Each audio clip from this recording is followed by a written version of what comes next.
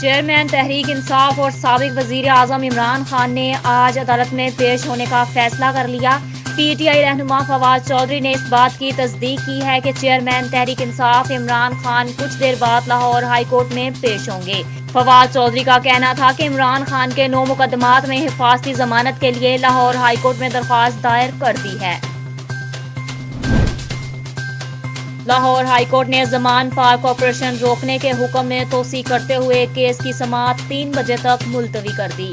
پاکستان تحریک انصاف کے رہنما فواد چودھری نے لاہور میں آپریشن رکوانے کے لیے لاہور ہائی کورٹ سے رجوع کیا تھا۔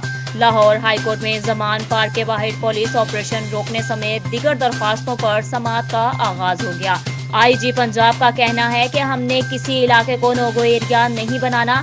عدالت نے کہا یہ مسائل اس لیے ہو رہے ہیں، ہم قواعد پر نہیں ہیں، صرف رولز کو فالو کریں۔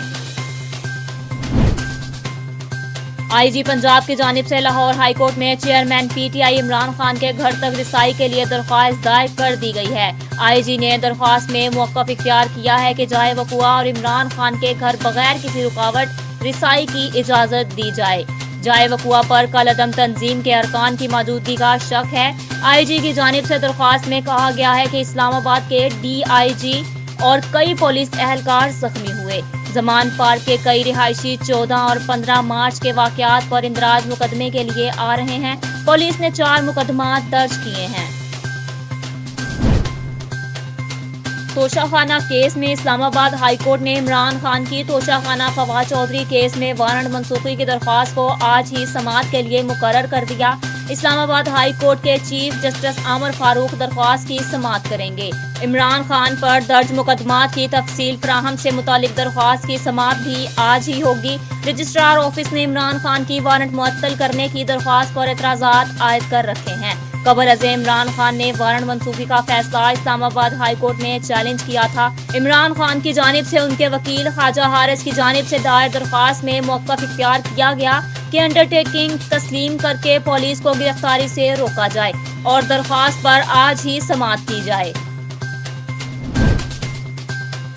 پاکستان تحریک انصاف کے رہنما اور سابق وفاقی وزیر فواد چودھری کا کہنا ہے کہ آئی جی پنجاب اور چیف سیکرٹری سے ملاقات ہوئی ہے، ہمارے معاملات طے پا چکے ہیں، آج عدالت میں پیش کریں گے۔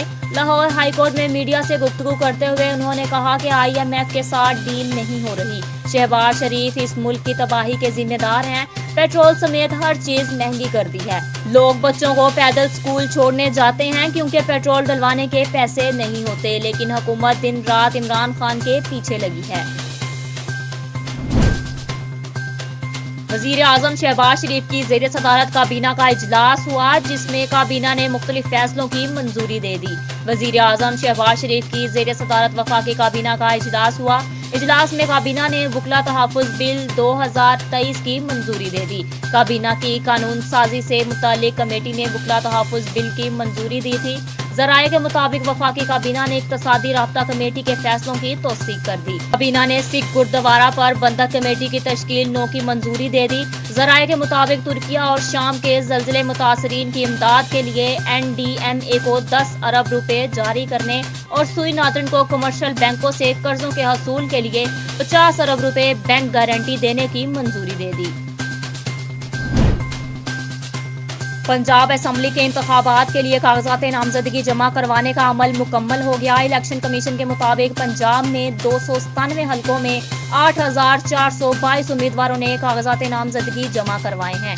پنجاب میں مخصوص نشستوں پر 793 امیدواروں نے کاغذات نامزدگی جمع کروائے، جن میں خواتین کی مخصوص نشستوں پر 623 کاغذات نامزدگی جمع کرائے گئے۔ پنجاب میں اقلیتوں کی مخصوص نشستوں پر 170 کاغذات نامزدگی جمع کروائے گئے۔ الیکشن کمیشن کے مطابق اٹک کے 4 حلقوں پر 128 امیدواروں نے کاغذات نامزدگی جمع کروائے۔ راولپنڈی کے 15 حلقوں پر 499 امیدواروں نے کاغذات نامزدگی جمع کروائے۔